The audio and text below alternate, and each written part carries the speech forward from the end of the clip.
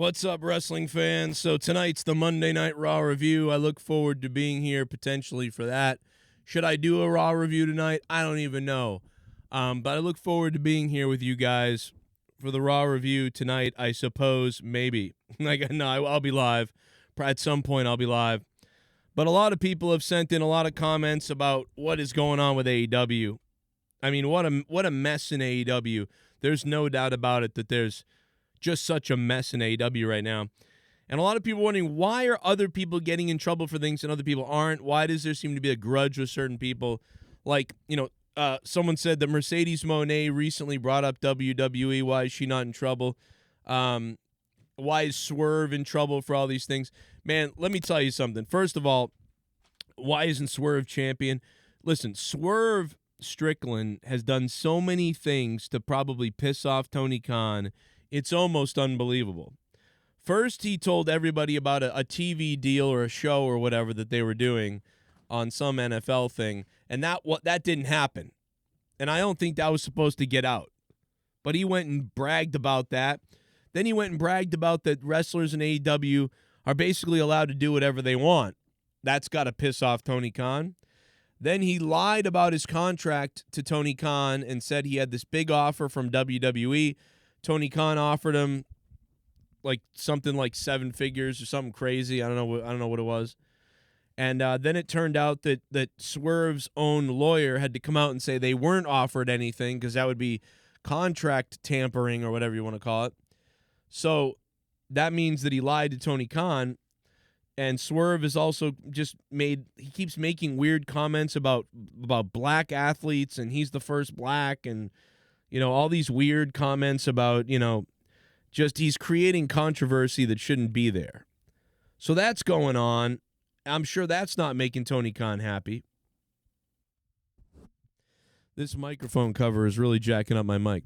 So I'm sure that's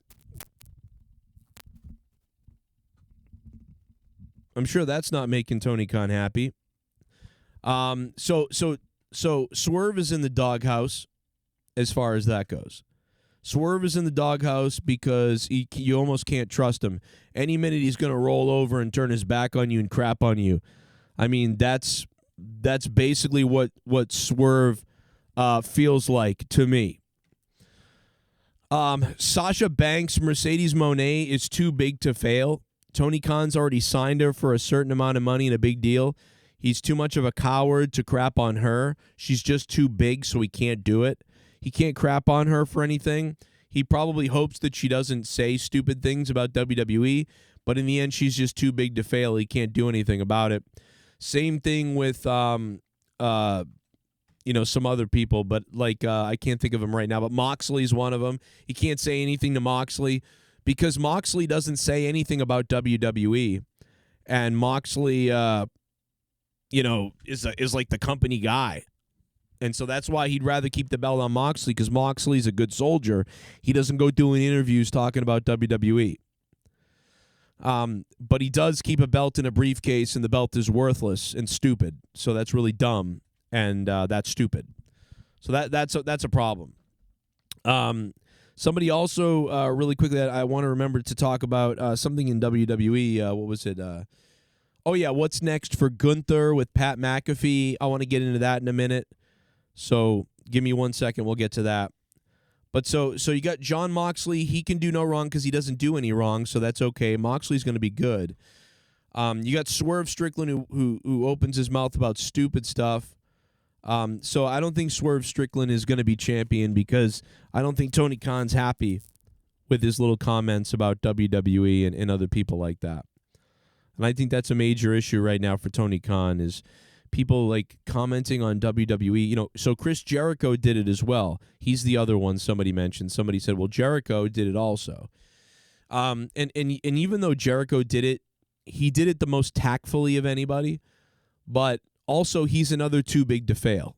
Jericho is so big that Tony Khan has to be careful. You know what I mean? See, a guy like Swerve Strickland, if he acts like he likes WWE and messes with Tony Khan, Tony Khan could be like, okay, you're dead, whatever. Because when you go to WWE, you're going to have to build yourself up. You're not a big star. Yeah, you're going to have a little buzz coming in or whatever, but in the end, you've got to be built up there still, right? Like only like 800,000 people know who you are, so you'll have to be built up over there, so I don't care. You are something here a little bit, but, so in the end, he doesn't care. Swerve Strickland is pissed off Tony Khan at least 2 or 3 times. So that's a problem over there. There's a lot of people over there that have a problem. I think Ric Flair pissed off Tony Khan at some point too, and Tony Khan just went, well, I'm just going to not do anything really with him anymore. So I think he signed to AEW, and I think Tony Khan pretty much chooses to just pay him so he can say he has Ric Flair, but he's like almost keeps him away and doesn't want to do anything with him at all, because ever since Ric Flair said, "Oh, the company is, I don't know, like they don't like me here," and these other weird things that they've said, I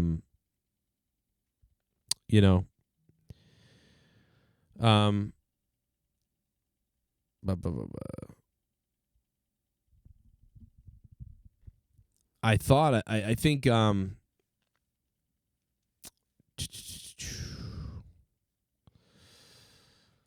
Oh man. Anyway, let's move off of AEW. But the bottom line, there's a lot of butt hurt in AEW.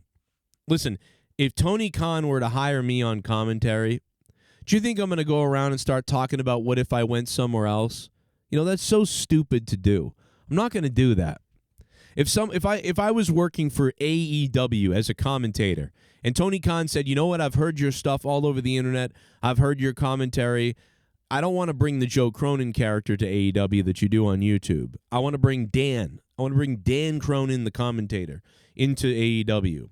And I want you to be the voice of AEW alongside Excalibur and all these other people." And I went there for a 2-year contract or a 3-year contract or something.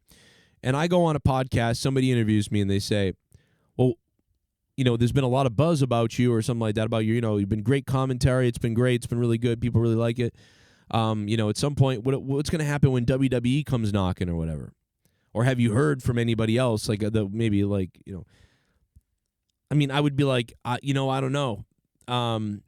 Right now I'm signed to AEW and I'm doing commentary for AEW and I'm loving it. I'm having a good time, and Tony Khan's been so good and so great. It's been amazing.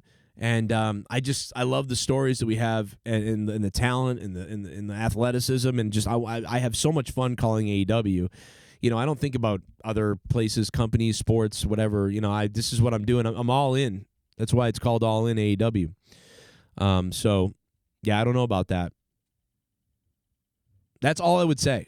That's all I would say, because this guy pays me to do his show. I'm part of that company. I'm not going to start going into business for myself about, of course, if they ever called, I'd think about it and blah, blah, blah, blah, blah. No.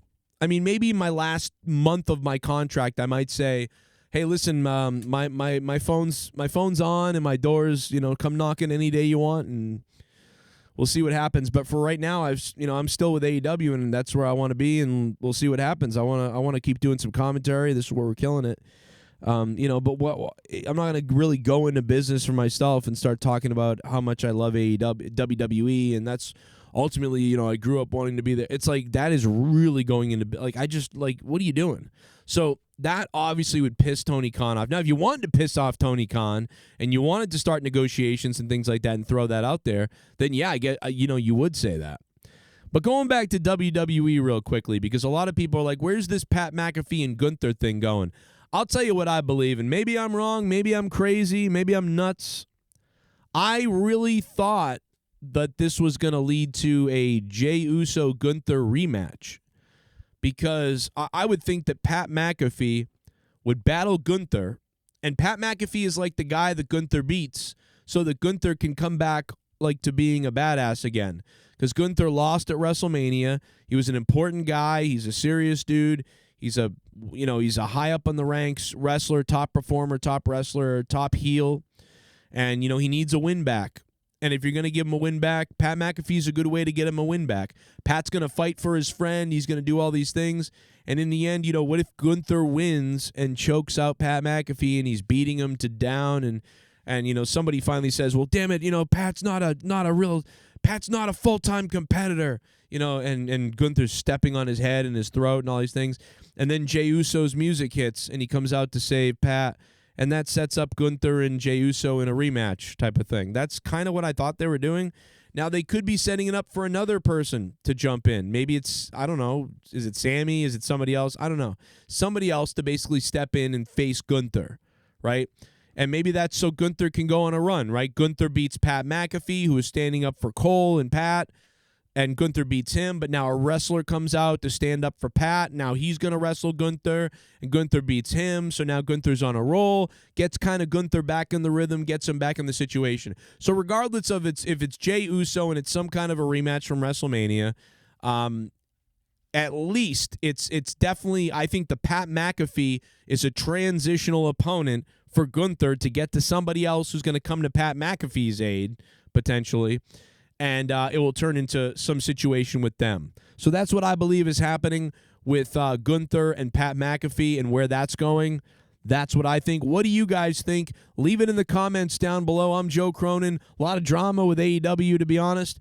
A lot of stuff going on with WWE. There's a lot more we could say. We'll probably say it tonight on the Raw review. Leave it in the comments down below if you can. Support the show using Cash App up there, Vimeo down there. Evil Spectrum, my name on there.